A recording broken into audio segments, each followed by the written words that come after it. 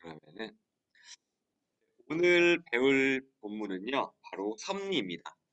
이 섭리에 들어가기 전에 우리가 정이라는 거를 볼 것 같은데요. 우리 92쪽 한번 살펴볼까요? 92쪽. 잠깐 복습을 하고 지나가도록 하겠습니다. 92쪽이에요.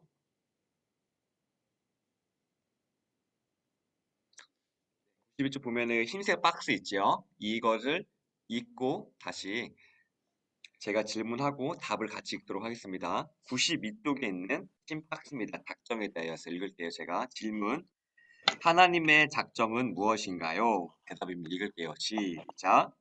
하나님의 작정은 그의 영원한 목적으로 그의 뜻에 의논에 따른 것인데 자신의 영광을 위하여 모든 되어간 일들을 미리 정하신 것입니다. 라는 뭐라고요? 하나님께서 미리 될 일을 정하셨대요. 그러면은 어떤 거를 통해서 정하셨을까? 그 방법. 예를 들면은 제가 약속을 가기로 정했습니다라고 했을 때에 그럼 이제 약속을 걸어갈 건지 버스 타고 갈 건지 택시 타고 갈 건지 어떻게 할 거지라고 했을 때에 그 중에 하나가 뭐라 그랬죠? 창조. 하나님께서는 이 창조를 통해서 하나님의 영광을 이루실 거고요. 그리고 오늘 배울 두 번째로 이 섭리라는 것을 통해서 하나님께서는 영광을 이루신대요. 그러면은 오늘 이 작정의 실행에 대해서 두 번째 섭리. 첫 번째는 창조였고 두 번째는 섭리였는데 이것을 보도록 하겠습니다. 그럼 다시 넘어와서 132쪽으로 넘어오겠습니다.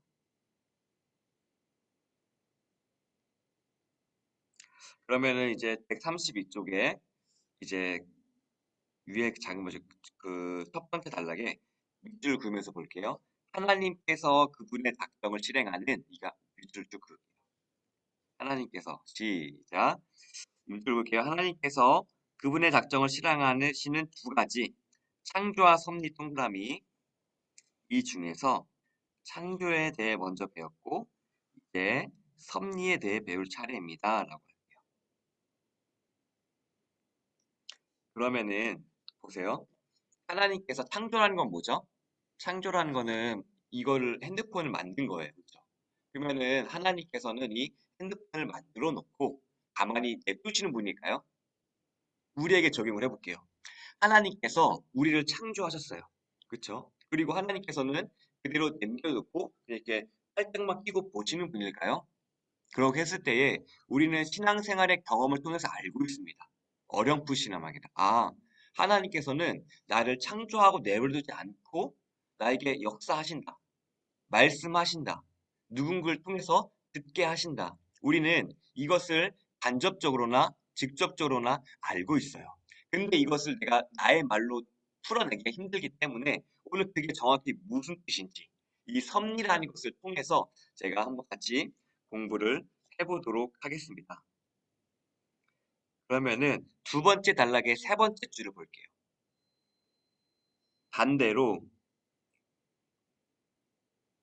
반대로 이렇게 보이시죠? 밑줄 쭉 그을게요. 반대로 하나님께서 내버려 두시지 않는다면 그분은 피조물에게 어떤 일을 행하실까요? 밑줄. 이게 포인트예요. 아, 맞아. 하나님께서 내 인생을 내버려 두지 않으신대. 우리는 간접적으로나 직접적으로 알고 있단 말이에요. 하나님께서 역사하셨습니다. 그리고 또 얘기해 줄 거예요. 하나님께서 너의 인생 가운데 함께 하실 거야. 믿지 않는 사람들에게나 아니면 믿음이 약한 자녀들에게나 얘기할 거란 말이에요. 그럼 하나님께서 어떠한 방향을 갖고 계신가? 라고 했을 때에 흔히 우리는 이러한 말밖에 없었어요. 예수님 믿으면은 복받아. 예수님 믿으면은 건강해져. 예수님 믿으면은 잘 될 거야. 우리는 하나님의 섭리를 이 정도밖에 얘기할 수 없었던 현실이 있었어요. 왜 그러냐면은 우리 과거에 7, 80년대에 전도했을 때에 예수님 믿으면 복 받습니다라는 게 하나의 캐치프레이즈로서 그것이 전도의 그러한 그거 가장 전도를 하기 위한 쉬운 말이었거든요. 예수님 믿으면 복 받습니다. 예수님이 복입니다. 그러면은 사람들이 하나님에 대한 지식이 없는 사람들이 받아들일 때에 이 복이라는 것은 뭐죠? 세상에서 잘 되는 걸 얘기를 하겠죠. 건강해지거나, 부자가 되거나, 명예를 갖게 되거나, 높은 자리에 올라가거나, 7, 80년대는 하나님을 믿는다는 게 복된다는 것이 이러한 것들이었어요. 그런데 우리가 7, 90년대, 2000년대에 지나면서 하나님에 대한 지식들이 쌓이기 시작했어요. 때문에 우리는 이 복에 대한 개념에 있어서 다시 받아들여야 되는 거예요. 아, 내가 이 복이라는 것을 던졌을 때에 하나님에 대해 지식을 아는 사람들이 이 복에 대해서 받아들이는 것과 하나님에 대해서 전혀 모르는 사람이 복을 받아들였을 때에 그 사람들이 받아들일 수 있는 복의 개념은 잘 되는 거, 건강한 거, 여기에 한정될 수밖에 없었겠다. 그리고 나도 그렇게 얘기하는 것이 전도할 때 편하니까. 아, 하나님 하면 복 받을 거예요. 하나님 하면 복 받을 거예요. 하나님 믿으면 건강해. 왜냐하면 또 실제로도 큰 교회 집회 같은 데 가보면 있잖아요. 막 그러한 간증 많이 하잖아요. 네, 그거 예수님 믿었더니 미국 유학 가서 잘 됐어요. 내가 예수님 믿었더니 이렇게 잘 돼서 지금은 영어도 할 줄 알고요. 지금 내가 큰 기업의 사장이 되었어요. 라는 간증들이 많이 있었단 말이에요. 그런데 거기에 우리가 부작용들이 발생했는데요. 어떤 부작용들이 발생했냐면은 우리가 예수님 믿었는데 복이 되지 않는 상황들, 왜 어려움을 겪게 되나요? 그리고 예수님을 믿었던 사람들이 그 시대에 그 무너지는 모습들, 그러니까 그런 것들이 통해서 하나님이 주는 복이 하나님을 믿으면 복 받는다고 했는데 그 복 대신 하나님이 아닌가? 라는 질문들이 쏟아져 나기 시작했던 거예요. 그러면 우리는 여기서 멈춰 생각해서 생각을 해야 되는, 그러면 하나님께서 우리에게 진짜 복을 주시려고 하신 것이 무엇이지? 아니면 다시 더 본론적으로 들어가서 원론적으로. 그럼 하나님께서 우리를 창조하셨고 우리를 이끄시는 방향이 있었을 텐데 그러면 과연 우리가 그동안 익숙하게 들어왔던 우리가 이 자리에서 잘 먹고 잘 살고 교회 잘 다니고 그러한 모습에만 하나님께서 우리를 목적하신 것인가? 아니면 하나님께서는 다른 목적을 갖고 계셨는데 내가 미처 그것을 알지 못했나? 라는 그거에 대해서 원론적으로 질문을 돌아가게 되는 거예요. 그랬을 때 우리는 이 섭리를 통해서 하나님께서 우리를 창조하셨고 그럼 이 창조했던 것들을 어디까지 이끌고 가실지 우리는 그것을 다시 한번 확인해 봐야 된다라는 거예요. 때문에 우리가 이 하나님께서 계신 계획을 딱 그것을 알므로써 내 위치가 어디쯤에 있는가, 내 신앙은 어디쯤에 있는가 테스트를 해보고 그리고 내가 그 복이라라고 했을 때에 물론 믿지 않는 사람들에게 복이라고 얘기할 때는 그들에 대해서 알기 쉽게끔 왜냐면 하나님에 대한 지식이 없기 때문에 예수 믿으면 기도하니까 건강을 회복했어요. 기도하니까 어려우면 그렇게 얘기할 수 있어요. 하지만 우리가 거기에만 어린아이 신앙으로 이제 표현을 할게요. 제가 처음에 하나님의 복이 건강해지고 병남을 입고 그 복이었다면은 하나님께서는 거기에만 우리가 한정시키는 것이 아니라 우리를 이끌고 하시는 그 방향성이 있다. 예수님께서는 이 땅에 오셨을 때에 병고침한 것이 아니라 우리를 구원하러 이 땅에 오신 거였잖아요. 궁극적인 목적은. 마찬가지로 우리가 예수님을 믿는다는 것이 어린아이의 신앙, 내게 오병이의 기적을 행하시는 예수님, 병고침을 행하시는 예수님, 그러한 예수님에 그치는 것이 아니라 예수님께 이 땅에 오신 목적, 하나님께서 우리를 통하여서 이루고자 하시는 그 열매, 거기까지 나아가려고 하는 게 이 섭리를 통해서 우리가 간접적으로 맛을 볼 거예요. 그래서 우리가 이것을 알아야지 인생에 대해서 얘기해 줄 거 아니에요. 하나님께서는 이러한 계획을 갖고 계셔. 그래서 내가 봤을 때에 이러한 상황에 있는 것은 하나님께서 여기로 가려고 하는 하나의 과정일 거야 라고 우리가 얘기할 수 있어요. 무턱대고 그냥 하나님의 뜻이야 라고 이야기하는 것이 아니라 어떻게 보면 되게 이게 하나님 뜻이야라고 그냥 무턱대고 얘기하는 게 어떻게 보면은 받아들이는 입장에서는 되게 허망하거든요. 하나님 뜻이야라고 하면은 할 말이 없잖아요, 사실. 그런데 하나님은 이러한 계획 갖고 계셔라는 큰 그림을 그려주고 그 다음에 너희가 이러한 과정이 있는 것 같아라고 얘기하면은 큰 그림을 알고 있는 상태에서 내 위치를 아는 것과 아무것도 모르는 상황에서 내가 이 어려움을 당하고 있는 것과 느낌이 다르겠죠. 때문에 우리는 이 섭리라는 것을 통해서 하나님의 작정이 큰 그림에 가서 우리가 이 과정 가운데 있어라고 하는 해석의 틀, 하나님에 대해서 바라볼 수 있는 그리고 우리의 인생을 이야기해 줄 수 있는 그 큰 그림을 가져보자는 게 바로 이 섭리의 목표예요. 때문에 우리가 이것을 알게 되면은 옛날에는 내가 경험해 왔는데 이렇게 하셨어 라고 했지만 조금 더 이제 설득력 있게 되는 거예요. 말씀에 근거해 가지고 우리가 얘기할 수 있는 거기 때문에 우리가 이것을 듣고 까먹을 수 있어도 '아 이런 게 있었지.'라는 그런 기억을 가지고 하나님께서 큰 계획을 갖고 계시고 여기 이끄실 거고 하나님 과정에서 도와주실 거야라는 그러한 해석의 틀을 가질 수 있는 그러한 시간이 되기를 진심으로 소원합니다. 이 시간을 통하여서요. 그러면 한 장 넘겨보도록 하겠습니다. 134쪽이에요. 134쪽에 질문을 읽을게요. 제가 질문을 읽고 답은 같이 읽도록 하겠습니다. 제 질문 읽을게요. 제가 읽겠습니다. 하나님의 섭리하시는 일이란 무엇인가요? 라고 했을 때의 답입니다. 같이 읽을게요. 시작. 하나님의 섭리하시는 일이란 그분의 최고의 거룩과 지혜와 능력으로 선하시며 다스리시는 것입니다. 무엇을요? 모든 창조물과 그 모든 행동을 이렇게 돼 있어요. 그러면 보면은 그거 질문에 있어서 섭리하시는 일 동그라미 할게요. 그리고 답에 있어서 보존 동그라미, 다스리시는 것 동그라미. 우리는 이 섭리라는 것을요, 보존과 다스림이라는 것으로 우리가 그렇게 이해하시면은 큰 그림을 그리시면 좋을 것 같습니다. 그러면은 또 맨 위에 표를 볼게요. 표 보면은 이렇게 뻗어나가는 표가 있지요. 그것을 한번 보도록 하겠습니다. 섭리를 보면은 우리가 11문을 지금 배우고 있는 겁니다. 수혜문답 11문. 그러면 이제 섭리의 일이란 돼 있어요. 그쵸? 그러면 옆에 뻗어나가는 게 정의 돼 있죠. 정의. 그러면 섭리가 뭐야라고 했을 때에 우리가 이렇게 대답해 주면 돼요. 뭐예요? 위에 보면은 보존하심, 다스리심, 이거 동그라미. 즉 우리가 섭리가 뭐야라고 했을 때에 하나님의 섭리야라고 했을 때 섭리의 뜻이 뭐야라고 하면은 보존하고 다스리신다. 이걸 우리가 알면 돼요. 근데 이 섭리가 존재하기 위해서는 뭐가 필요하죠? 그 작정의 실행 두 가지 중에서 하나, 창조.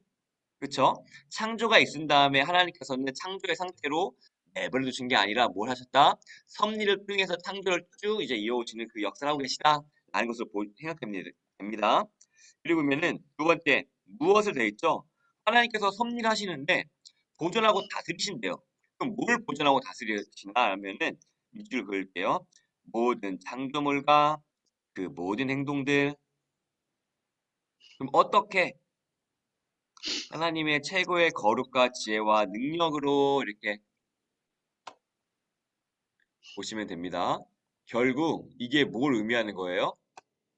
이것도 하나님의 성품과 관련되어 있는 거예요. 하나님은요, 보존하시고 다스리시는 분이십니다. 그쵸?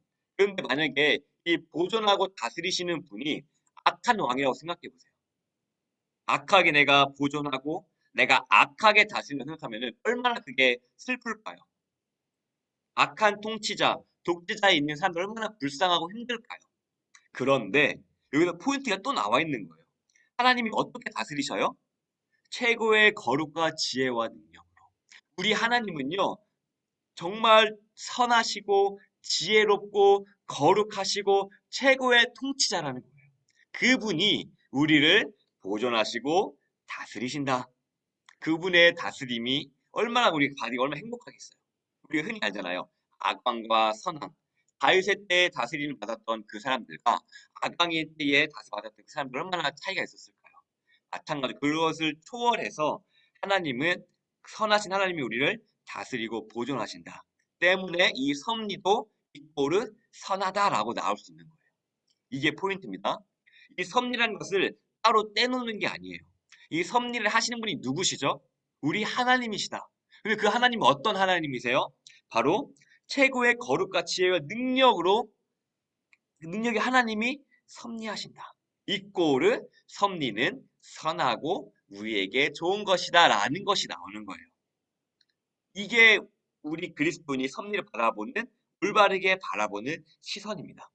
아, 하나님과 떼놓을 수 없구나. 하나님의 행하신 일과 하나님의 성품과 일치시키는 거. 이 관점이 우리 안에 있어야 되는 거예요.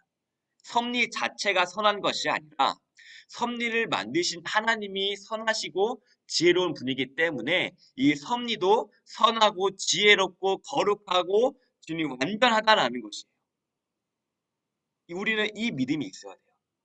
대표적인 게 우리가 창세기에 많이 나와 있잖아요. 요셉. 하나님께서 요셉을 총리로 세우실 때에 그 과정들 있잖아요. 어려움들, 고난들, 10년 넘게 17년, 약 17년이라고 하죠. 그 시간 동안 노예와 감옥살이를 했던. 하지만 하나님의 섭리 가운데서 선하신 하나님 가운데서 그 감옥 가운데 있을 때도 하나님께서는 요셉 보고 형통하다 하셨거든요. 그 모든 게 가장 지혜롭고 선한 길로서 그 애굽 통리에 된 그리고 애굽 통리가 돼가지고 많은 사람들을 구원하고 또한 그 사람들의 약한 사람들의 마음을 알 수 있는 왜냐면 그 과정을 거쳤기 때문에 다듬어졌기 때문에 그러한 시간들을 통하여 하나님께서 세우셨던 거예요. 그래서 섭리가 위대하다, 지혜롭다. 인간이 보기에는 감옥 가고 노예되고 하면 끝난 줄 알았는데 하나님께서는 거기서 다듬으셨고 통일을 세우셨다. 그 섭리를 우리가 볼 수 있는 거예요. 마찬가지로 하나님께서 우리를 향한 이 계획 가운데서도 동일하게 역사하고 계시고 선하고 주님 지혜로우신 분이다라는 거예요. 내 생각에는 이쪽 길이 빠른 길이라고 하겠지만 우리가 하나님의 지혜와 우리의 지혜와 비교하면은 성경은 뭐라고 얘기하고 있냐면요. 하나님의 어리석음이 인간의 지혜로움보다 훨씬 더 낫다라고 주님 고백하고 있거든요. 신약 성경은요. 마찬가지로 우리가 이러한 하나님을 알고 있기 때문에 하나님께 신뢰할 수 있다라는 게 나오는 거예요. 우리가 그냥 신뢰하는 것이 아니라 섭리의 하나님, 요셉에게도 가장 선한 길로 섭리를 이끄셨던 하나님, 그 하나님을 내가 믿기 때문에 아예 길을 하나님께 의지합니다. 이게 믿음의 근거예요. 무턱대고 믿는 게 아니라. 우리는 하나님을 맹종해서는 안 됩니다. 우리는 이러한 섭리의 하나님, 섭리 하나님 어떤 분이에요? 지혜와 최고의 거룩으로 이끄시는 하나님. 그 하나님을 믿기 때문에 나의 길을 하나님께 내어드립니다. 하나님을 의지합니다라는 고백이 나와야지. 아무것도 하나님에서 모르는 상태 하나님 도와주세요라고 하는 건 뭐예요? 내 책임을 넘기는 거죠. 우리는 하나님께 책임을 넘기는 자가 아니라 하나님을 신뢰하는 자예요. 이게 굉장히 중요합니다. 마음의 동기에 있어서. 우리의 섭리를 대할 때에 내 책임을 하나님 하라고 했는데 이게 됐잖아요. 그러한 책임을 전가식으로 하나님께 넘겨드립니다. 하나님 이거 할까요? 저거 할까요? 라고 하는 것이 아니라 하나님을 신뢰하는 마음으로 하나님에 대한 지식을 근거를 바탕으로 내가 믿음의 고백이 나가는 거예요. 섭리의 하나님은 지혜롭고 거룩하신 하나님이시니 하나님께서는 모든 창조물과 그의 모든 행동을 보존하시고 다스리신다 하셨사오니 하나님 나의 인생도 보존하시고 다스려 주옵소서 라고 이야기할 수 있는 우리는 그러한 믿음의 근거를 통해서 하나님께 믿음의 고백을 뱉어내야 되는 거예요. 아무것도 없이 그냥 하나님 해주세요. 도와주세요. 맹종이 아니라 믿음으로 나가야 된다는 겁니다. 이 차이점을 아셔야 됩니다. 하나님에 대해서 알아서 이야기하는 것과 아무것도 그냥 지식이 없는 상태 하나님 해주세요. 믿음과 맹종의 차이가 있어야 돼요. 믿음은요. 아직 실현되지 않는 그 하나님의 말씀을 믿어서 지금 기다림의 상태가 믿음입니다. 근데 맹종은요. 아무것도 없는 상태에서 그냥 기다리는 거예요. 마치 로또 되는 걸 기다리는 것처럼. 아무런 근거가 없죠. 근데 우리는 근거가 있어요. 하나님은 이러한 하나님이라는 근거. 이것을 붙들고 이 말씀을 붙들고 우리가 가는 겁니다. 그러면은 135쪽으로 보도록 하겠습니다. 135쪽에 보면은 섭리의 정의 돼 있어요. 이거 다시 한번 볼게요. 보존하고 밑줄 B 다스리신다 밑줄 이게 포인트입니다. 그리고 이 섭리가 있으려면 뭐가 있어야 돼요? 창조.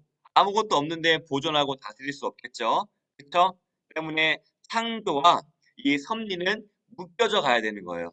그리고 이 섭리란 것이 내 인생에 적용되면은 하나님은 나를 고아와 같이 내버려 두지 아니하신다 이 꼴이 되는 거예요. 왜냐 하나님께서는 보존하시고 다스리시는 분이기 때문에 어떤 걸 다스리셔요? 우리 돼 있죠? 모든 창조물과 그 모든 행동을 보존하고 다스리는 분이기 때문에 내 인생도 하나님께서 내팽개치는 것이 아니라 보존하시고 다스리고 계시다. 이것을 우리는 믿음으로 알아야 됩니다. 그리고 섭리의 대상 첫 번째 줄 밑줄을 그을게요. 그 대상은 모든 창조물과 모든 행동입니다. 라는 거예요. 여기에 보면 우리 욥기 기억나시나요? 욥기 1장에 보면은 그 사탄도 하나님 앞에 나와요. 그렇죠? 마찬가지로 이 사탄도 하나님과 동등해가지고 이렇게 비등비등 할 수 있는 게 아니라 하나님의 다스림을 받는 존재다라는 거예요. 사탄도 우리가 흔히 막 하나님에 대해서 모르는 사람들은 그런 그림 되게 좀 충격받았던 건데 이제 우리가 사탄과 싸워야 됩니다라고 하면서 물론 의도는 좋아요. 뭐 생명의 길과 뭐 죽음의 길이 있는데 생명을 선택해야 됩니다 하면서 어떤 그림이 있었냐면은 예수님이랑 사탄이랑 이렇게 팔씨름하고 있는 거예요. 마치 동등한 존재인 것처럼. 근데 하나님, 예수님과 사탄과 동등합니까? 동등하지 않습니까? 예수님은요, 하나님이에요. 하나님은요, 다스리시는 분이에요. 다스리시는 분 뭐예요? 어떤 걸 다스리셔요? 모든 창조물과 그 행동들을. 그 모든 창조물에 누가 포함되죠? 천사도 포함되고 사탄도 포함돼요. 때문에 하나님과 사탄이 맞다이 하는 그 1대1 같이 대응되는 그런 존재를 우리는 생각해서 안 됩니다. 예수님이 위에 계시고 다스림 받는 게 사탄이에요. 우리는 그 욥기를 통해서도 그것을 봐야 됩니다. 하나님과 선과 악이 비등비등한 게 아닙니다. 절대 위에 우위에요. 하나님께서 다스림을 받고 있는 거예요. 우리는 거기에 흔들려서는 안 됩니다. 그래서 섭리의 대상이 모든 창조물, 사탄마저도 하나님의 그거 다시 맡고 있다. 우리는 욥기를 통해서 알 수 있습니다. 1장에 천사 악마 나와가지고 얘기하잖아요. 아 하나님 그 욥 보셨습니까? 욥은 하나님의 그거 부자 되게 해줘서 잘 믿는 거잖아요. 이렇게 하는 자, 하나님께 상고하는 자, 일르는 자 그렇게 나오잖아요. 그렇죠? 그렇게 때문에 섭리의 대상에 악마도 사탄도 포함되어 있다. 보시고 하나님이 훨씬 위에 있다는 거예요. 그리고 이제 섭리의 방식 보면은 첫 번째 줄 쭉 밑줄을 그을게요. 섭리에 있어서 가장 핵심적인 가르침은 이것이 프로그래밍이 아니란 점입니다. 하나님께서 세상 만물을 포함하여 우리의 모든 행동을 정하시되 우리가 알 수 없는 그 섭리의 방식으로 다스리신다는 것입니다. 우리가 여기서 보면 한 가지 불편한 지점이 나와요. 그러면 우리가 하나님 내가 이 핸드폰을 오른손으로 들지 왼손으로 들지 알고 계신다는 건가요? 프로그래밍이 됐다는 건가요? 라고 우리는 질문 던질 수 있어요. 왜냐면 하나님께서 아신다고 하시니까. 다 질문 던지신다고 다 알고 계시고 행동을 정하셨다고 하시니까. 그런데 우리가 여기에서 완벽한 대답은 아닐 수 있겠지만 굳이 생각해 보면 이거 있었어요. 하나님께서는요 어떤 분이시냐면은 시간을 창조하신 분이에요. 그렇죠? 우리는 시간 안에 살고 있어요. 때문에 이 시간이 지나가면은 되돌아갈 수가 없습니다. 우리 같은 경우는. 하지만 하나님은 어떠한 분이시죠? 시간을 초월해 계신 분이에요. 때문에 우리라는 인생책을 보면은 아까 제가 설명을 드렸었는데 저를 예를 들게요. 하나님께서 김천국이를 보이고 하면은 책을 피면은 어떤 모습이 나오냐면은 제가 1살일 때, 제가 10살일 때, 30살일 때, 40살일 때, 50, 60, 70일 때 그 모습이 한꺼번에 하나님께서 보이는 거예요. 왜냐하면 하나님은 시간을 초월하시는 분이기 때문에. 이게 되게 신비인 거예요. 우리는 시간 안에 있기 때문에 하나님 제가 이거 할까요? 이거 할까요? 하고 있지만 하나님은 시간을 초월하신 분이기 때문에 시간 밖에 서서 우리의 모든 것, 제가 1살 때부터 제가 죽을 때까지를 동시에 보고 계신 거예요. 때문에 하나님을 알고 계시, 제가 이렇게 하겠구나. 이렇게 하겠구나. 행동에서 알고 계시는 거예요. 우리는 그렇게 하나님을 이해할 수 있을 것 같아요. 아, 하나님은 시간을 초월하신 분이기 때문에 시간 밖에서 보고 계신다. 우리로서는 상상이 잘 안 되죠. 근데 하나님은 시간을 바뀌게 시간마저도 창조하시는 분이기 때문에 우리 그렇게라도 좀 그게 아 이렇게 하시겠구나라는 그러한 어렴풋이라도 알 수 있으면 좋을 것 같습니다. 네, 넘겨보도록 하겠습니다. 그리고 이제 136쪽을 볼게요. 136쪽에 보면요. 이런 거예요. 두 번째 단락에 세상 일이란 좋은 일도 있고 이처럼 물어볼게요. 세상 일이란 게 좋은 일도 있고 나쁠 때도 있겠죠.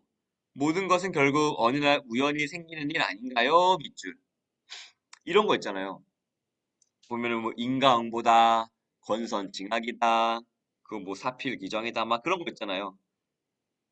근데 이런 것들을 보면은 결국 착하게 살자는 걸로 나오잖아요. 그쵸? 너희가 악을 씌우면은 악을 거두게 될 거야라는 그런 내용들이란 말이에요. 그런데 여기서 선이라는 게 뭔가라는 질문을 던지게 되는 거예요. 권선징악이라고 얘기하잖아요. 그쵸? 그러면 그 선이라는 게 뭐야? 그리고 인과응보라고 하잖아요. 근데 그게 그 선이라는 게 뭐지 도대체? 라고 했을 때에는요, 무엇이냐면요, 136쪽의 마지막 단락의 첫 번째 줄. 우리의 선의 기준이 하나님 자신이라는 걸 배웠습니다. 밑줄. 우리는 선의 기준이 하나님 자신이라는 것을 배웠습니다. 밑줄. 이것이 하나님을 아는 자가 선의 기준을 갖는 건데요. 우리가 생각할 땐 이런 거예요. 우리가 생각하는 선의 기준은 하나님을 몰랐을 때에 이런 거예요. 법을 잘 지키는 사람. 그게 선하다. 남들 먹을 거 잘 주는 사람. 그렇죠? 그리고 선하다고 했을 때에 뭐 부모님을 잘 모시는 사람. 우리는 그런 것들을 선하다고 얘기를 해요. 그리고 내가 불우이웃 돕기에 자신의 전 재산을 기부했던 사람. 그런 걸 선하다고 얘기하는데 하나님을 아는 사람들의 선의 기준은 무엇이냐면요. 하나님 자체인 거예요. 무엇이냐? 선을 누가 만들었을까요? 우리가 선하다고 느끼다고 하는 그 감정, 선이라고 우리가 보편적으로 느끼잖아요. 아, 이거는 선하다. 나 자신을 위해서, 남을 위해서 자신의 목숨을 버려서 다른 사람들을 살렸던. 우리가 선하다고 느끼잖아요. 다. 그래서 뉴스도 나오잖아요. 자신의 그 떡볶이 팔아가지고, 김밥 팔아가지고, 번 돈을 대학생에게 그 장학금으로 바쳤던, 그 장학금을 기부했던. 그런 것도 보면 우리는 어떻게 느끼죠? 선하다고 느끼잖아요. 그러면은 우리가 이렇게 어떻게 느끼게 된 거죠? 그리고 우리가 선이라는 것을 어떻게 알게 되는 거죠? 근데 이 선이라는 것을 누가 만들었을까요? 철학적 질문입니다. 했을 때에 하나님께서는 천지를 창조하셨어요. 그렇죠? 그리고 하나님께서는 선이라는 것도 하나님께서 창조하신 거예요. 이게 우리는 여기를 알아야 되는 거예요. 하나님께서는 이 물건, 이 김천구 여러분만을 창조하신 것이 아니라 선, 아름다움, 미, 진선, 미 있잖아요. 진리, 아름다운 선, 그걸 다 창조하신 분이라는 거예요. 그러면은 그 선을 창조하시는 분이 진짜 참 선이겠죠. 이게 포인트예요. 아, 내가 생각하는 선이 아니라 선을 창조하시는 분이 진짜 참 선일 거 아니에요. 또 우리를 오면서 우리는 죄 때문에 그것을 왜곡하고 나의 환경으로 왜곡하고 누구에게는 이 선이 선이지만 이거에게는 누구에게는 이게 악으로 느껴지고 이런 거예요. 악인이 사기쳐서 돈 버는 게 자신에겐 선일 거란 말이에요. 그쵸? 왜냐면 자신의 돈 많이 버는 거니까. 근데 크게 보면은 그건 아니잖아요. 상대성이 있단 말이에요. 인간의 선은. 그런데 하나님의 선은 절대적인 거예요. 하나님이 창조하셨기 때문에. 미국에서만 선이 아니라 악인에게만 선이 아니라 그리스도인을 믿는 사람에게만 선이 아니라 하나님의 선은 모두에게 선이에요. 이것을 우리는 알아야 됩니다. 선의 기준을 바꿔야 되는 거예요. 아, 선을 누가 만드셨을까? 하나님. 그러면 하나님이 선이면 하나님을 따라가는 거예요. 이게 포인트예요. 그게 바로 우리의 선의 기준은 하나님이다라는 거예요. 그리고 넘겨보도록 하겠습니다. 쭉 넘기고요. 140쪽으로 넘어갈게요. 아, 그리고 하기 전에 이 보존하신다라는 말을 살짝 하고 넘어가겠습니다. 우리가 보존하다라고 했을 때에 꼭 보존이 되게 뭐 중요한 건가라고 생각할 수 있어요. 그렇죠? 그냥 우리가 있는 것 같은데 그냥 이거 플라스틱 있으면 그냥 냅두면 보존되잖아요. 그렇죠? 그런데 이것도 하나님의 되게 신기한 섭리예요. 어떤 거냐면은 빛이 있으라 말씀하셨어요. 하나님께서. 그렇죠? 그러면은 빛이 있으라라고 했기 때문에 그 빛이 있으라 말씀이 유지되는 동안 어떠한 느낌이냐면은 매 순간 매 초마다 하나님께서 빛이 있으라, 빛이 있으라, 빛이 있으라, 빛이 있으라, 빛이 있으라 얘기해서 빛이 있는 거예요. 무슨 말인지 아시겠어요? 좀 어렵죠? 예를 들면은 우리가 제, 제 인생으로 해봅시다. 시간 안에 갇혀 있는 인생이 여기에 있어요. 그렇죠? 그리고 하나님께서 제 인생 가운데서 생육하고 번성하라라는 말씀 주셨어요. 그러면 이 말씀이 제 인생 가운데 딱 제 인생의 동그라미로 하겠습니다. 생육하고 번성하라라는 말씀이 이 인생 가운데 임해서 그 이 인생 전체를 두르기 때문에 제가 존재할 수가 있는 거예요. 이 세상이 존재할 수가 있는 거예요. 빛이 있어라, 생육하고 번성하라. 이 우주가 존재할 수 있는 것도 하나님의 말씀이 있기 때문에 존재할 수 있는 거예요. 그러니까 다시 말하면 이런 걸로 얘기해 드릴게요. 시계 초침 돌아가는 거 있잖아요. 그죠? 딱딱딱딱 돌아가는 거 있잖아요. 그럼 하나님께서 돌아가라, 돌아가라, 돌아가라, 돌아가라. 매 순간 이것이 유지되기 때문에 돌아갈 수가 있는 거예요. 이게 보존의 그러한 놀라운 능력이에요. 하나님께서 한순간도 우리가 그 말씀에서 떨어뜨린다면은 우리는 소멸하게 될 거예요.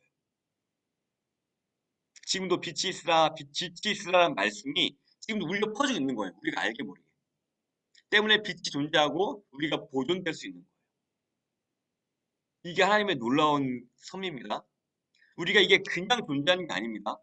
과학적으로 그냥 물 질량 보존의 법칙으로 이게 있으니까 이게 불타도 다른 것이 있을 거라고 그냥 존재하는 게 아니라요. 하나님 말씀하셨기 때문에 이것이 그 말씀이 있기 때문에 존재할 수 있는 거예요. 그래서 보존이 놀라운 거다. 이 보존이 그냥 우리가 나서 내 인생 살고 내가 살 있는 게 이 기적인 거예요. 근데 하나님 말씀을 하셨기 때문에 이게 계속 생각하고 번성해라, 보존해라, 내가 널 창조했다, 하나님의 형상 지었다. 그 말씀들이 울려 퍼지고 있기 때문에 지금 우리가 이렇게 존재할 수 있는 거예요. 이게 하나님의 보존의 능력이다. 하나님이 잠시만 우리의 눈을 딱 돌리면은 잠시만 말씀 딱 0.1초만 없으면 우리는 소멸해 버리게 돼요. 우리가 이렇게 존재하는 것 자체도 하나님의 보존하심의 능력을 살아가고 있다. 그래서 이 보존이 놀라운 겁니다. 그래서 이 보존이 놀라운 거예요. 이렇게 우리의 인생이 내일이 있다고 보존이라고 우리가 생각할 수 있는 거. 내일 해야지. 모레라는 개념이 있는 거. 이게 기적인 거예요, 우리에게. 1년 뒤라고 우리가 예상할 수 있는 거. 이게 기적인 거예요. 하나님의 보존하심이 없으면은 우리에겐 내일이라는 단어가 없었을 거예요. 하나님의 보존하심이 없었더라면은 인류에 있어서 100년 뒤, 100년 그런 게 없었을 거예요. 우리는 이 보존하심이 하나님의 능력에 감사해야 됨을. 아, 이 섭리라는 게 대단한 거구나. 그리고 그렇게 인생도 보존하시고 또한 나의 인생도 그러니까 지키시고 이끄시고 계시는구나. 이게 바로 섭리의 놀라운 이름을 믿으시길 바랍니다. 그래서 보존이 대단한 겁니다. 넘어가 140쪽입니다. 넘어갈게요. 140쪽. 140쪽 보면 이제 흰색 박스. 제가 질문이 있고 답을 같이 읽을게요. 제 질문 읽겠습니다. 무슨 특별한 섭리를 하나님께서 하셨나요? 사람에 대해 사람이 창조된 그 상태에 있을 때 답 읽을게요. 시작. 하나님께서 사람을 창조하신 그때 그와 생명의 언약을 맺으셨습니다. 완전한 순종을 조건으로 나무에 열매 맺는 것을 금하심으로 선악을 알게 하는 사망의 형벌로 이렇게 돼 있어요. 그러면은 특별한 섭리 동그라미 질문에 있을 때요. 그리고 두 번째 밑에서 사람에 대해 동그라미 그리고 창조된 그 상태의 동그라미 그리고 그와 생명의 연합 동그라미 완전한 순종 동그라미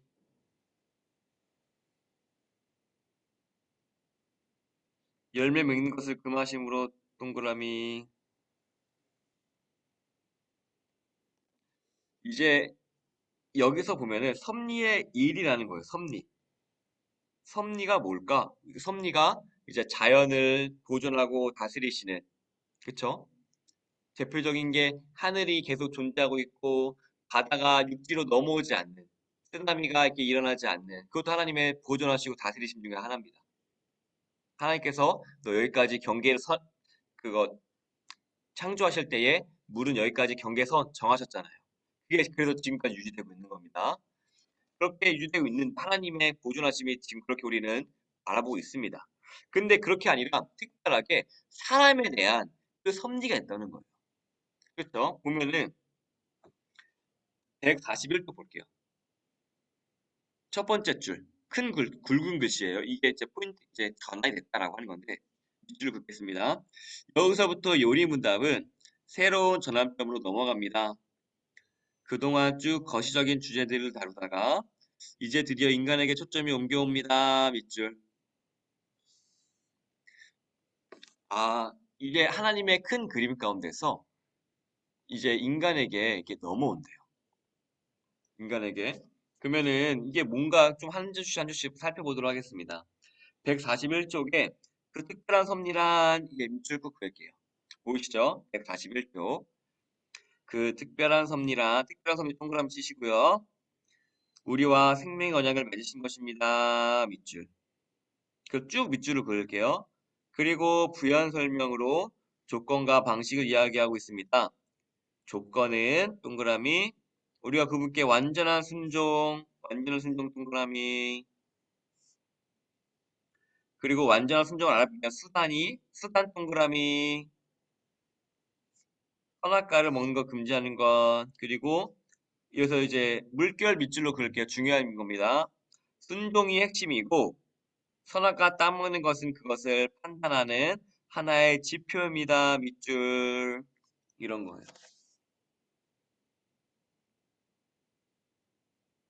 사람이 특별한 이유가 여기에 나와 있어요. 하나님이 특별하게 따로 지으셨고 하나님이 형상을 지으셨어요. 그리고 다시 지었던 게 뭐냐면 그리고 특별한 생물 지으셨는데 141쪽 밑에 그림 볼게요. 어떠하게 하나님께서 주셨냐? 이거는 인간에게만 주신 겁니다. 다른 피조물에게는 절대 주지 않으셨어요. 원숭이에게 주지 않으셨습니다. 코끼리에게 주지 않으셨어요. 오직 인간에게만 주셨는데 밑에 큰 그림 보면 이렇게 돼 있어요. 완전한 순종, 딱 화살표 되고 영원한 생명, 이거 별표를 그을게요. 즉 하나님께서는 완전한 순종을 했을 때 영원한 생명을 준다라고 하셨어요. 이게 뭐예요? 아담과 하와야 선과 악을 알게 하는 과실을 따먹지 마. 알았지? 하지만 다른 건 다 해도 돼. 라고 하셨던 하나님께서 이것에 대한 순종을 요구하셨습니다. 그리고 그것을 했을 때에 영원한 생명을 얻게 됐어요. 그게 은혜의 언약을 맺은 겁니다. 근데 그 언약이 깨지게 되는 거죠. 넘어가 보도록 하겠습니다.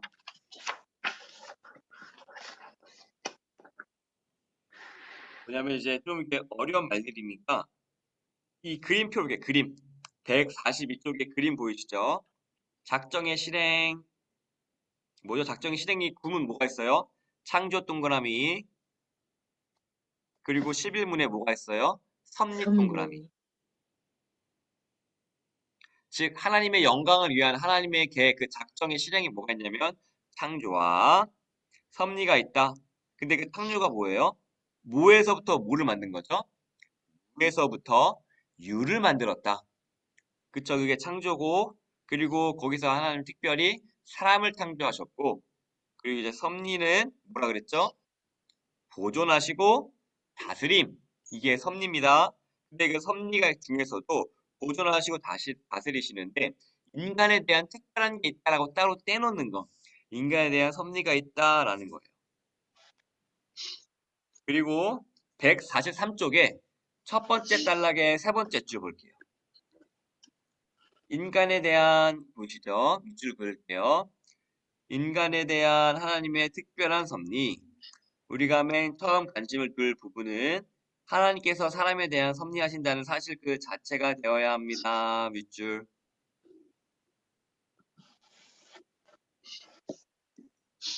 이게 포인트예요. 하나님이 창조주예요. 그래서 하나님 저 위에 계신 창조주고 우리는 하나님으로부터 나온 하나의 피조물입니다. 그렇죠? 절대 대등할 수가 없어요. 그렇죠? 제가 만약에 핸드폰을 만들어 봤다고 칩시다. 그 핸드폰을 만들면 이 핸드폰과 제가 동등하나요? 제가 이것이 고장나면은 다른 걸로 교체하거나 바꿀 수 있는 그런 권리가 있고 그리고 그 만든 사람과 이것에 비교할 수 없잖아요, 가치를. 그렇죠? 마찬가지로 이거와 더욱더 차이가 나는 하나님께서 그런데 그런 창조주가 우리와 약속을 하셨다는 거예요. 언약을. 이게 말이 되나요? 이런 거예요. 제가 이 핸드폰이랑 약속했다는 거예요. 너 내 말 잘 들으면 영원한 생명 줄게. 이런 격인 거예요. 그만큼 하나님이 인간을 어떻게 해요? 특별하게 생각하고 계시다. 하나님이 인간을 그만큼 특별하게 이거 자체가 기적이라는 거예요. 우리는 하나님께서 우리에게 약속을 주셨다라고 하잖아요. 우리는 교회에서 많이 들어요. 아, 하나님께서 아브라함에게 약속을 주셨습니다. 두려워하지 말라. 말씀을 주셨습니다. 너는 내게 부르짖으라. 내가 내게 응답하겠고 내가 알지 못하는 크고 은밀한 일을 내게 보이리라. 그런 말씀들을 보면은 우리는 당연하게 여겨요. 근데 이것 자체가 기적이라는 거예요. 창조주가 피조물에게 약속을 하신다? 그걸 지키신다? 우리는 이것을 기적으로 다시 생소하게 받아들여야 되는 거예요. 우리는 이거 너무나 무뎌져 있거든요. 하나님께서 약속 주셨다는 거예요. 약속 주셨지. 말씀 주셨지. 그게 당연히 하나님이 해야 되는 일이니까. 근데 잘 생각해 보면요. 창조주 하나님을 깊게 생각해 보면 그 하나님께서 나와 약속을 맺으신다고? 한낱 피조물인 불과한 나와? 그래서 이 밑줄을 한 게 뭐냐면 그거 자체가 기적이 너무 감사하다는 거예요, 이게. 나를 하나님과 약속한다는 게 뭐예요? 동등한 존재로 인정해 주신 거예요. 나를 이게 핸드폰처럼 그냥 쓰고 시간 되면 바꾸고 그렇게 할 수 있는데도 불구하고 하나님께서는요 나를 끝까지 바꾸신다는 거예요. 마치 이런 거 있잖아요. 이스라엘 백성들이 출애굽할 때에 하나님께서는 모세한테 이렇게 말씀하세요. 모세야, 너 내 백성인데 뭐라고 하지 마. 이 부분이 나오거든요. 이 의미가 뭐예요? 하나님께서는 한 번 딱 정하셨고 이게 아무리 구형이든 어떤 거든 이걸 끝까지 바꿔서 끝까지 가겠다는 거예요. 그게 말씀 주신 우리의 은혜인 거예요. 나의 있는 모습 그대로를 끝까지 갈고 가시겠다. 이게 은혜의 약속을 주셨다는 그 놀라운 기적의 뜻입니다, 이게. 왜냐면, 하나님께서 말씀하시면 그 말씀이 사라져요, 안 사라져요? 안 사라져요. 푸른 시들고 꽃은 마르나, 주의 말씀은 영원히 서리라. 하나님 우리 약속하셨죠? 이 약속의 말씀이 사라져요, 안 사라져요? 안 사라져요. 계속 있게 돼요. 우리와, 우리 있는 모습 그대로. 이게 기적이라는 거예요. 이거 자체. 우리는 이것을 새롭게 바라볼 수 있는 시야와 우리의 굳은 마음과 고든 목이 없어져야 되는 거예요. 우린 이 시간 통하여서 하나님 감사합니다. 피조물인 나에게 말씀을 주시고 그 말씀을 대대로 지켜올 수 있으심에 감사를 드립니다. 이 시야를 가져야 되는 거예요. 당연한 것이 아니었구나. 기적이었구나. 이 포인트.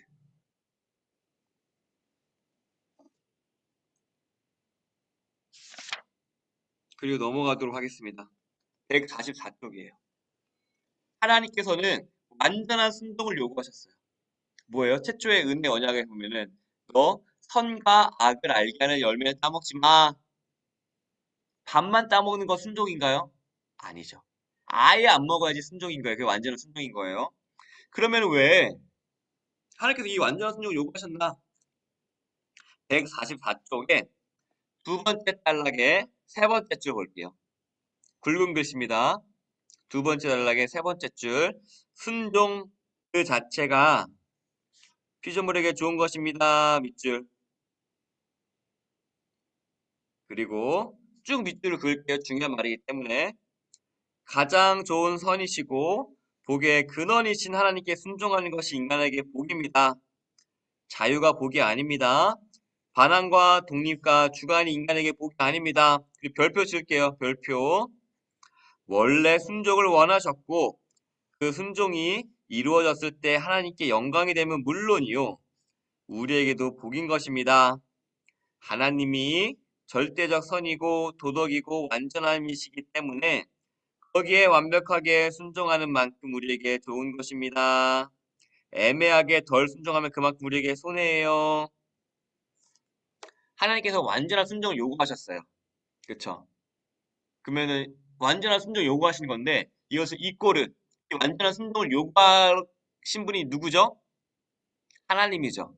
우리 하나님은 어떤 하나님이시죠? 선하신 하나님, 지혜로우신 하나님, 영원하신 하나님, 거룩하신 하나님. 그 하나님이 우리에게 요구하신대요. 우리에게 좋은 걸까요? 안 좋은 걸까요? 당연히 좋은 거겠죠. 이렇게 우리는 순종을 이해해야 되는 거예요. 하나님 날 테스트하려나? 하나님이 내가 아주 불안하나? 그러한 관점이 아니라 진짜 하나님의 뜻이 뭐예요? 선하신 하나님이 너 잘 되라고 가장 좋은 것을 주시는 거예요.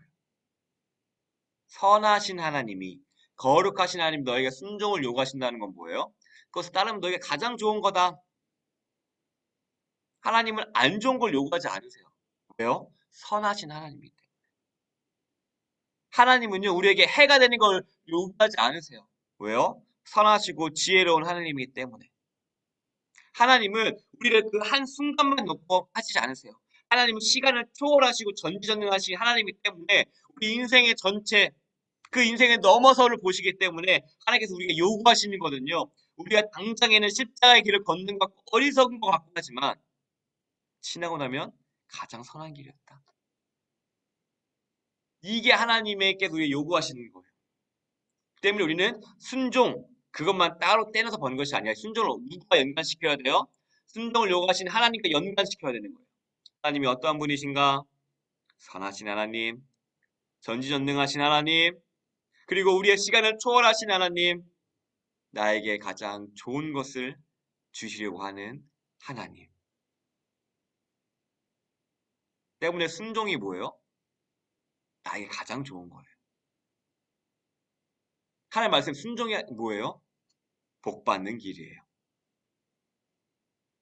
내 것을 뺏어가는 길이 아니라 복 받는 길이에요.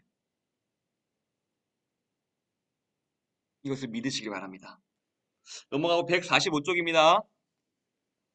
145쪽의 첫 번째 단락의 밑에서 세 번째 줄. 여기서 중요한 것은 보이시죠? 145쪽의 첫 번째 단락 밑에 세 번째 줄 밑줄 그을게요. 여기서 중요한 것은 그 선악을 알게 하는 나무 열매를 먹지 않는다는 최소한의 표현으로 그가 하나님의 말씀대로 순종하는 신앙 고백을 하는 것입니다. 저 선악과의 사건이 뭐냐면은 그냥 선악과 따먹고 안 따먹고 그냥 그 자체 따먹는 게 뭐 얼마나 하겠어요. 우리 생각하잖아요. 뭐 길 가는데 뭐 7, 80년대는 막 서리 같은 거 그냥 넘어가잖아요. 그런 것을 하지만 그것이 의미하는 바가 무엇이냐면은 하나님께서 우리에게 완전한 순종을 요구하셨다. 말씀대로 순종한 삶을 살겠다. 이런 거예요. 그 자체만 바라보는 것이 아니라 그것이 의미하는 바가 무엇인가? 하나님 말씀대로 순종하겠습니다. 그 고백을 하겠다는 거예요. 애게 겨우 그 정도로 하나님 그렇게 에덴에서 내쫓을 정도예요? 삭 하나 까먹었다고? 그걸로 보는 게 아니라 그것이 의미하는 거. 하나님께서 말씀하신 거. 나는 순종길로 가겠습니다. 그 관점을 가져야 된다. 우리의 잣대로 그것을 바라보는 것이 아니라. 그리고 두 번째 단락의 밑에서 두 번째 줄. 우리가 하나님 완전히 순종하는 아니 세 번째 줄 볼게요. 우리가 선악과를 먹고 말고 하는 게 중요한 게 아니라 보이시죠? 두 번째 단락의 밑에 세 번째 줄입니다. 우리가 선악과를 먹고 말고 하는 그것이 중요한 게 아니라 우리가 하나님 완전히 순종하는 그런 수준의 존재가 되도록 만들고자 하셨습니다. 여기에 포인트가 있는 거예요. 먹고 안 먹고가 중요한 게 아닙니다. 이게 포인트예요. 내가 예를 들면은 그 청년들 만나면 그걸 얘기해요. 직장 가면은 술을 먹고 안 먹고 술을 내가 반 잔만 먹고 내가 취하지 않는 데만 먹고 막 그걸로 한단 말이에요. 근데 그게 중요한 게 아니라 하나님께서 너에게 무슨 말씀하셨니? 거기에 순종하고 순종하지 않느냐. 우리는 우리의 기준으로 절반 정도 괜찮겠지? 그게 아니라 하나님께서 무엇을 말씀하셨니? 너에게 주신 말씀은 무엇이냐? 거기에 순종하는 거예요. 때문에 어떤 사람들은 술을 당당히 먹는 사람도 있어요. 미국이나 아니면은 독일, 특히 독일. 독일에가 기독교가 있거든요. 거긴 맥주의 나라잖아요. 종교개혁을 한 루터는요, 맥주를 마셨어요. 그냥 해가 되지 않는다고 여겼던 것 같아요. 근데 우리나라는요, 어떻게 된 거냐면은, 선교사들이 처음 왔을 때에 술을 마시지 말라고 그냥 법적으로 정한 거예요. 왜냐면은 술 때문에 그 조선인들의, 당시 조선인들이 삶이 게으르고, 나태하고, 배움의 길로 늘 취해 있으니까 공부할 수 없고, 그걸 막아놨던 거예요. 때문에 그럼 우리는 그 전통을 이어받아서 쭉 내려오는 거예요. 그리고 우리 가운데는 의미를 되게 새롭게 하는 거예요. 맞아, 취하지 말자. 내일 방탕하게 쓰지 말자. 교단으로 전통같이, 교회법같이 내려오는 거예요. 제 말씀드린 이유가 뭐냐면, 내가 반 잔만 마셨어요. 한 잔만 마셨어요. 그걸로 우리가 구분하는 게 아니라, 선악과를 내가 반만 따먹고 이것만 했고, 그게 아니라, 하나님께서 너에게 무슨 말씀하셨냐는 거예요. 너는 그 말 순종했냐? 너는 하나님 얼마나 알고 있냐? 순종했냐? 내가 순종하겠습니다. 이게 포인트가 있다는 거예요.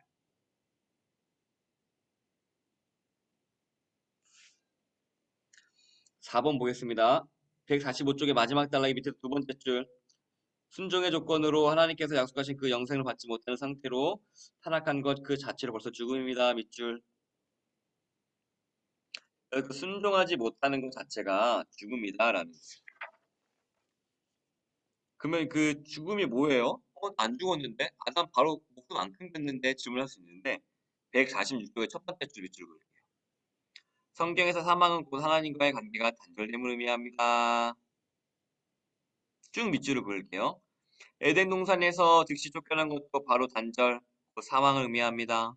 하나님을 떠나는 것, 하나님의 사랑을 받지 못하는 상태로 가버리는 것, 하나님의 뜻대로 살지 않는 것, 이 모든 것이 죽음인 것입니다.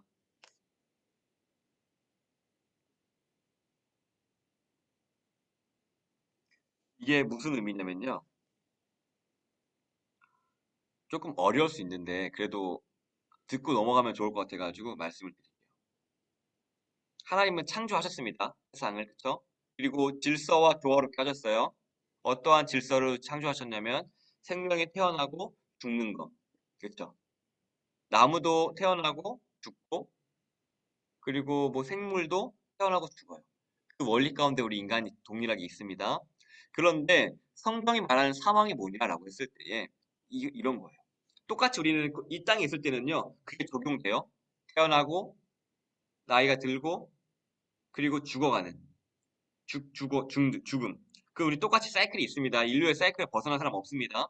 근데 이 사이클로만 봐서 우리가 사망을 해석하는 게 아니라 즉 우리의 경험으로 성경의 사망을 보는 게 아니라 하나님 말한 사망은 무엇이냐? 라고 했을 때에 하나님은 어떠한 분이라고 하셨죠? 시간을 초월하신 분. 그렇죠? 하나님의 특성이 뭐가 있었죠? 영원하신 분이에요. 그렇죠? 마찬가지로 우리가 하나님은 여기 계시고 우리는 시간이라는 것에 여기 갇혀 있어요. 뭐 1900년대부터 2020년대 뭐 갇혀 있다고 해봅시다. 그러면 여기 갇혀 있고 여기서 죽고 하는 거는 여기에 있어요. 근데 하나님은 영원하신 분이에요. 시간을 초월하고 계셔요. 그렇죠? 때문에 우리가 하나님과 연결되어 있을 때 우리는 그 영원한 삶을 유지가 되는 거예요, 이게. 이해가 되시나요? 어렵죠, 좀. 영원하신 하나님이 있고, 그리고 여기 우리는 여기에만 한정돼 있다. 여기 있다가 없어지는 거. 일시적인 존재란 말이에요. 80년 인생. 다시 쭉 펴보면은 하루살이가 있다고 봅시다. 하루살이는요, 하루 있다가 너무 짧아요. 생명이. 그렇죠? 어떻게 보면 이게 생명이 있나라고 싶을 정도로. 또 어떤 거는 막 10초, 막 20초, 막 그렇게. 사실 우리가 생각할 때 인간의 시간은 80년, 100년 하니까 되게 꽤 길어 보여요. 하지만 하나님의 영혼의 시간이 봤을 때에 그 80년과 100년의 시간은 어떨까요? 굉장히 짧겠죠. 우리의 80년 인생이 봐서 하루 살고 죽는 것도 얼마나 짧아요. 그렇죠. 마찬가지로 하나님의 영혼의 기준에 봤을 때에 우리의 인생, 우리 이해 쉽게 표현하는 겁니다. 그렇기 때문에 우리는 그 짧은 인생을 사서 한 것이 아니라 하나님과 연결되어 있을 때 하나님이 영원하신 분이잖아요. 그렇죠? 그럼 하나님이 영원하시면은 우리 하나님과 연결된 상태는 어떤 상태예요? 우리도 영원한 상태가 되는 거예요. 영원한 생명을 가진 상태가. 이게 좀 어렵죠? 하나님은 영원하신 분, 우리는 80년. 근데 하나님과 우리가 연결되어 있으면은 우리 그게 하나님이 영원하신 분과 연결되어 있는 거잖아요. 그렇죠? 그러면 우리가 영원해지는 거예요.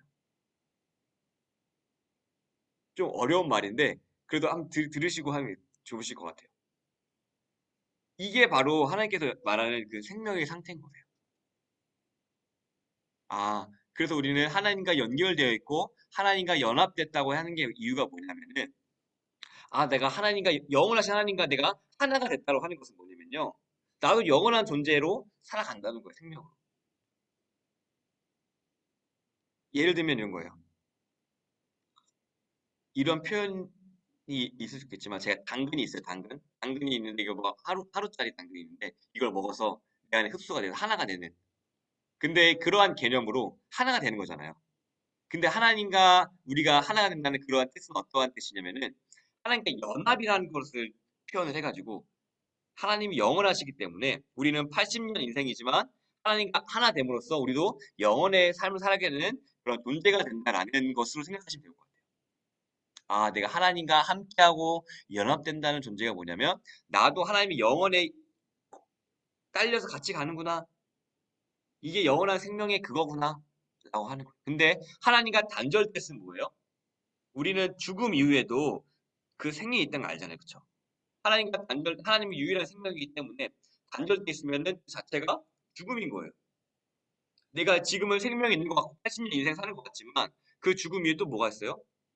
진짜 영혼의 참 죽음이 있는 거예요. 하나님과 연결되지 않기 때문에 하나님과 연결되지 않는 상태는 이꼬르 죽음인 거죠. 영혼의 기준. 내 인생은 80년 되게 짧아요. 그래서 하나님은 영혼의 상태란 말이에요. 무한의 상태. 여기에 80년이 얼마나 짧을까요? 찰나겠죠.